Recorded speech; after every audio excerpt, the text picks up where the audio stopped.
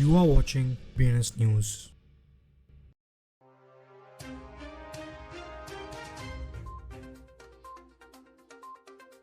Welcome to today's crypto news. चलिए पहले हम देखते हैं आज की हेडलाइंस। बैंक ऑफ रशिया ने यूएस में एसेट कन्फिस्केशंस के इफेक्ट्स को रशियाज इकोनॉमिक स्टेबिलिटी पर डिसमिस किया। हांगकांग के क्रिप्टो ईटीएफ्स ने चाइनीज इन्वेस्टर्स के लिए गेटवे का सिग्नल दिया।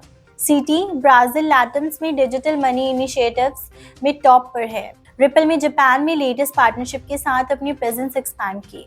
वियतनाम एकेडमी ने 1 मिलियन रेजिडेंट्स को ब्लॉकचेन्स और एआई पर ट्रेन करने का प्लान बनाया। वेब3 गेमिंग स्टार्टअप GFAL ने सुपरसेल्स और मिच लास्कीज के नेतृत्व में $3.2 मिलियन का फंडिंग राउंड रेज किया। युगा लैब्स और मूनबर्ड्स ने enhanced NFT holder rights introduce किया। आइजन लेयर्स एयरड्रॉप का सामना टोकन रिस्ट्रिक्शंस और मिनिमल एलोकेशंस के कारण बैकलैश से हुआ। समाउरी वॉलेट को फाउंडर्स कियोनी रॉड्रिग्यूज ने नॉट गिल्टी प्ली दिया। $1 मिलियन बेल पर रिलीज्ड।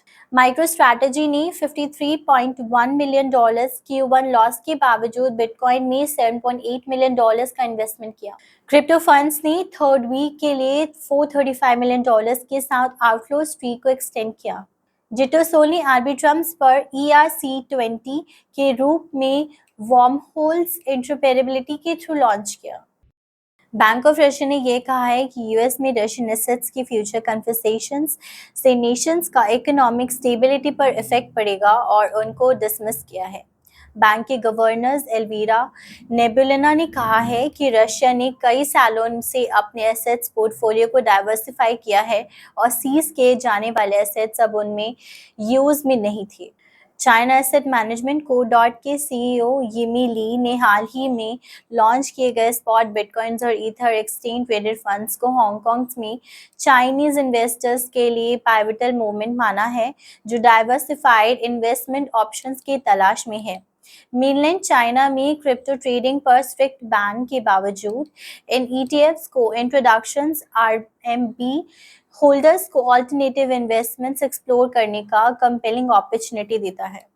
एक रीसेंट रिपोर्ट के मुताबिक ग्लोबल फाइनेंशियल इंस्टीट्यूशन सिटी ने ब्राजील को लैटिन अमेरिका के नेशंस में डिजिटल मनी इनिशिएटिव्स को लीड करने वाले देशों को टॉप पर रखा है। रिपोर्ट कहता है कि ब्राजील में डिजिटल मनी को अडॉप्शन आसान बनाने वाले फैक्टर्स हैं, जैसे कि government support for digital payment solutions. San Francisco based company Ripple ने Tokyo based specialised consulting company in blockchain technology HashKey DX के साथ एक टाई अप अनाउंस किया है। इमर्जिंग टेक्नोलॉजीज में लीडिंग पोजीशंस ऑक्यूपाई करने के लिए उतावला सिविल सोसाइटीज इन वियतनाम ने Vietnam academy of blockchain and AI innovations launch किया ताकि डिजिटाइजेशंस की पेस को क्विकन किया जा सके। Web3 video game startups GFAL games for a living ने Finnish mobile game development company Supercell limited और Silicon Valley ventures capital firm Benchmark का जनरल पार्टनर्स मिच लास्की ने नेतृत्व में एक सीड फंडिंग राउंड में $3.2 मिलियन रेज किया है। युगा लैब्स ने फरवरी में मूनबर्ड्स को अक्वायर किया था, जो दोनों एंटिटीज के लिए एक क्रूशियल ट्रांजैक्शन पीरियड रहा है। मूनबर्ड्स को अपने पोर्टफोलियो में इंटीग्रेट करने के पार्ट के रूप में युगा लैब्स ने कलेक्शंस के लिए कमर्शियल राइट्स इंट्रोड्यूस किए हैं, जो कि मिथिक्स के होल्डर्स द्वारा एंजॉयड राइट्स के सिमिलर है। यह मूव NFT ओनर्स को दी जाने वाली वैल्यू को इन्हांस करने के लिए देखा जाता है।